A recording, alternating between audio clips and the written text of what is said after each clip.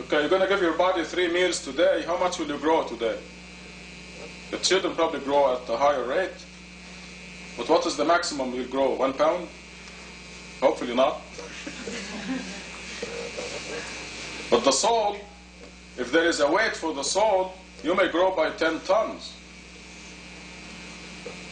The soul has a weight in the other dimension, not in this dimension.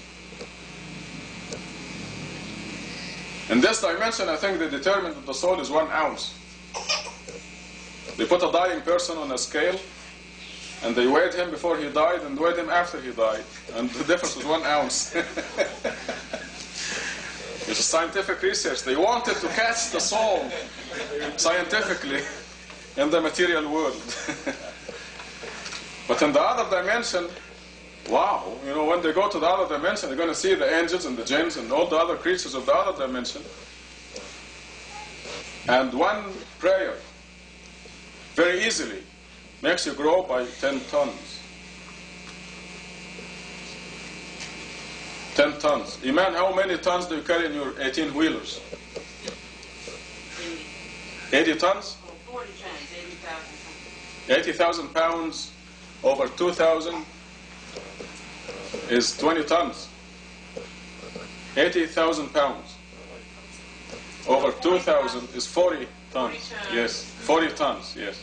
80,000 tons. Okay, you can load Iman's truck with just one prayer. I don't think you'll forget this now.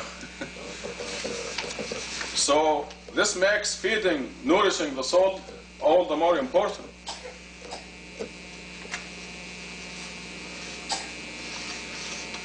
In Surah 22, or is it 21? Let me make sure so I can go and refer to it. 21. It says that the reckoning is approaching while the people are totally unaware.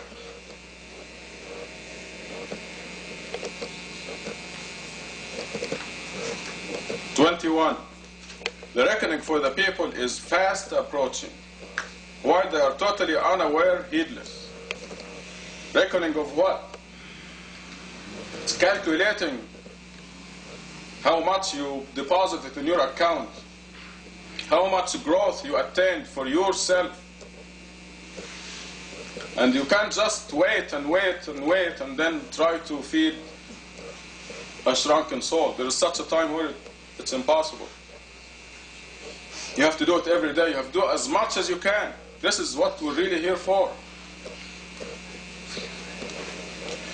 The reckoning for the people is fast approaching. That day will come sooner than you think. Because life goes fast. For the young people, it seems so far away.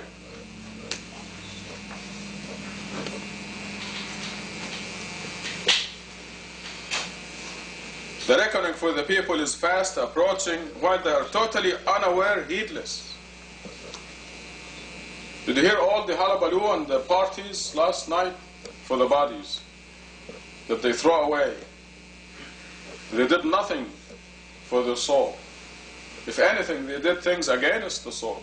It went into the negative.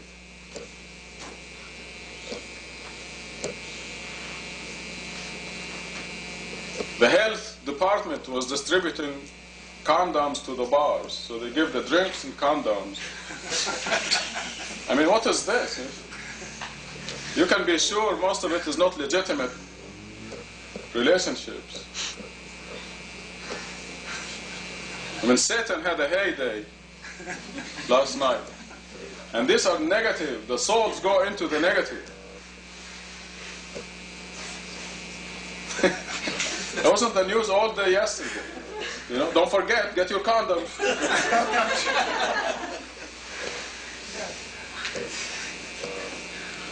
Whenever a new reminder comes to them from their Lord, they listen to it thoughtlessly.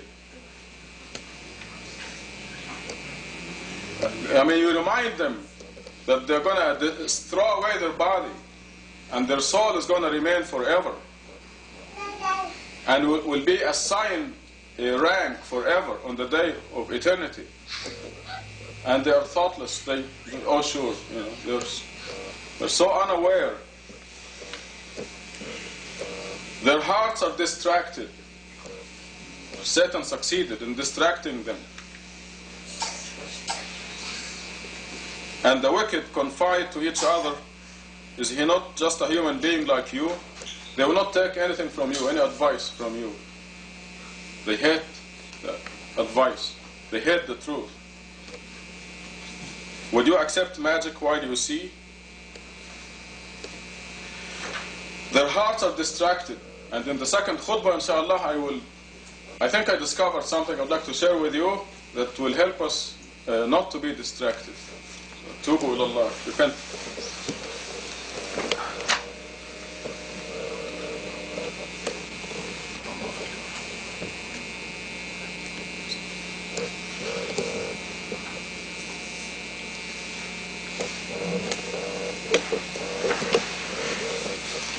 Alhamdulillah wa ashhadu an la ilaha illallah wahdahu la sharika lah. Praise be to God. I bear witness that there is only one God.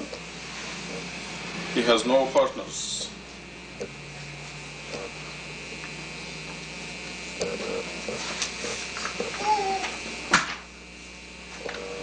We are a very, very lucky generation. In Surah 56 we're told that the lower heaven is going to be relatively crowded. It's going to be full of all the children who die, all the people who die before the age of 40, and the adults who did not nourish their souls enough. It's going to be like the coach in the plane. Be crowded. First class heaven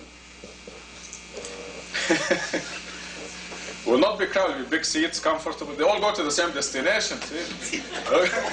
But you remember going in the plane and these people sitting in first class looking at you like, I'm in first class. I have a big seat, And you go in there, you squeeze in this coach in the plane. They make a seat that you just barely fit in it. Especially if you're a little bit heavyweight like myself, you really squeeze in there. So the coach is going to be very crowded. First class, God says in Surah 56 that there will be multitudes of the early generations, which ours is one of them, and few of the later generations. God wills that this generation of ours witnesses a renewal of the message. The Christians have gone astray. They have been worshipping Jesus. The Muslims gone totally astray, worshipping Muhammad and the saints.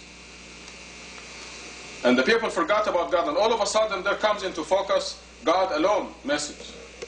With this fantastic miracle that is coming to enhance that. I'm sure there were many, many people thought of it. And I have met a few of them.